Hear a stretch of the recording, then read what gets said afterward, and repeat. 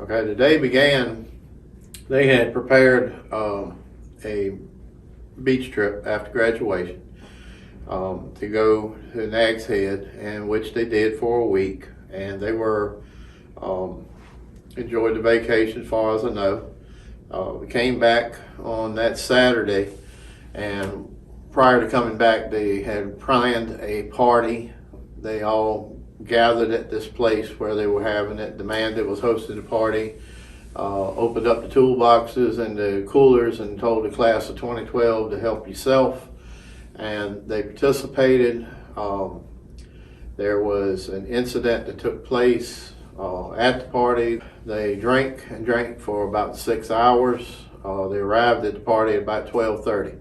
Crash occurred was about 6:30 that evening, and when she left, prior to leaving the party, the off-duty deputy that was there for another incident, they got in an argument. We heard there was some fighting going on, and she told her to get her drunk, you know what, out of here.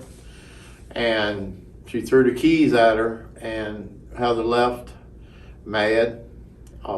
The other girls got in the car because they'd all come together. There was one in the front, there was one in the back, and they got on the highway, and 1.3 miles from that site at 68 miles an hour, the car crossed the road and they head on into a huge oak tree.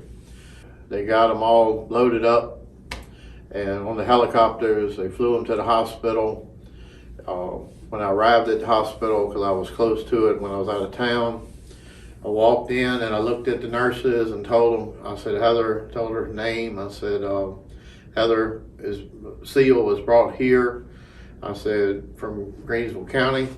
I said, was just in a crash, or I referred to it at that time as an accident.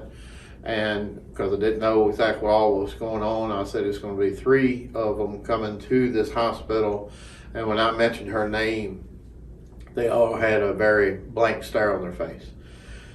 So went through the process of waiting for everything, treatment and everything to be done. And they came out, the doctor, after about 4 hours. And I had my son there, who was only about 10 years old, asking a lot of questions. Prior to us getting to the hospital, my wife at the time, we received a phone call, and she said that there's been an accident. And I said, she told me, she said Heather and a couple others. And I looked at her and I said, well, she's gone. And she said, don't say that. But I can only tell y'all, as a father, that hurts. And it is very hard, even as a father, to accept the loss of a child. So we get to the hospital, and like I said, the nurse's expression told me a lot, but we still had to wait.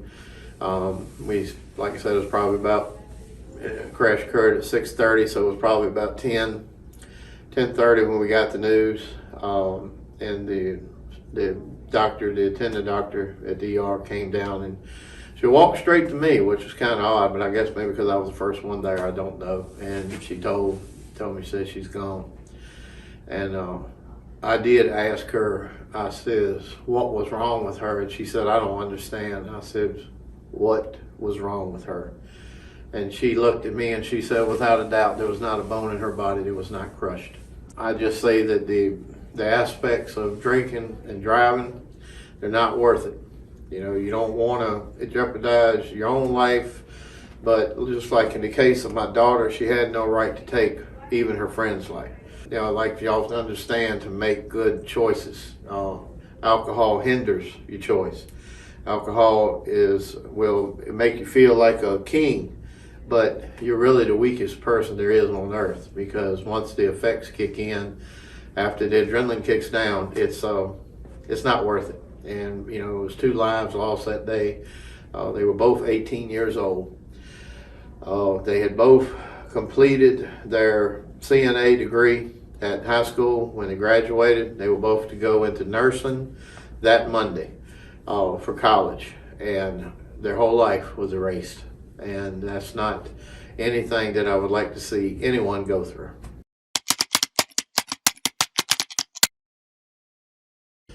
As far as me, it was very emotional, of course, very stressful. I had to take 3 months off from work, and I had a very good job where I had a lot of company and supervisor support. And I will tell you, people, you're never ready. I went back after 3 months, and I shouldn't have been back there, but I kept pushing forward because I knew, I had family. I had 3 other children to take care of. It helped me grow. It changed a lot of things in my life. To this day, I do not drink alcohol. I had, occasional drinks. I'm just human like everybody else. But I can only tell you, I've learned a lot of things through MAD. I reached out to them probably the second year after Heather's death, and I was trying to find something that would help me understand or something that we could do. So it did. Finally, the lady at MAD answered the phone, and I told her that it was, my story. And she got me involved in MAD. MAD has been a very large support to me. Like I said, on not only becoming an advocate, but I speak to other schools, young people that range in the age of 18 to 16 that have just gotten their license. And I have a PowerPoint that I show, and at that PowerPoint there's a picture of the car. And I try to help people because I want to always tell these young people, your parents don't want to be a me. And you don't want to be the friend that has to walk up to that casket and tell your friend goodbye. I can only tell everybody it's a very traumatizing experience. I do this solely for the purpose of helping someone. And I don't stop there. I go find somebody else. And I won't stop until I find out that everybody I put on the same mission where I help, I ask them to go help somebody. So that's the way it works, and that's how we're going to somewhat, keep this from happening. You do not, want to right now in this day and time jeopardize losing everything. Is everything, your valuables and your money? No, everything is your life. And when you lose your life, you have to get off of that pedestal thinking it was all about you. It's not all about you, because you leave behind hurting family members. You leave behind siblings that are very traumatized. Just for instance, like I said with Heather, her brother today is he's 22 years old, and he still is affected by the loss of his sister.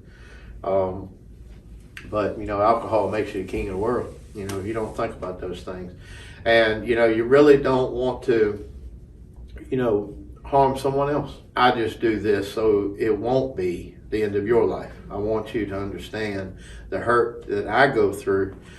I don't put on a show, but I get real strong when I come to talk to people that are 16, 18 years old, just getting their license. And folks, I can only tell you that I hurt when I know somebody has lost their life to speeding or drinking, whatever the case is. And like I said, you feel superhuman, but you're not the only one out there on that road. You need to take into account everybody that's around you. I tell my testimony, Heather's testimony when I speak, find a driver, find somebody to take your keys, go to sleep, stay where you're at. Don't be the super person that you don't know what you're going to do to someone else. You're not superhuman. You're not able to do everything, and alcohol makes you feel that way. So I just ask, pre-plan your events, pre-plan your riders, pre-plan your drivers. Once you get behind that wheel, you're responsible for everything. So just be safe and think about others.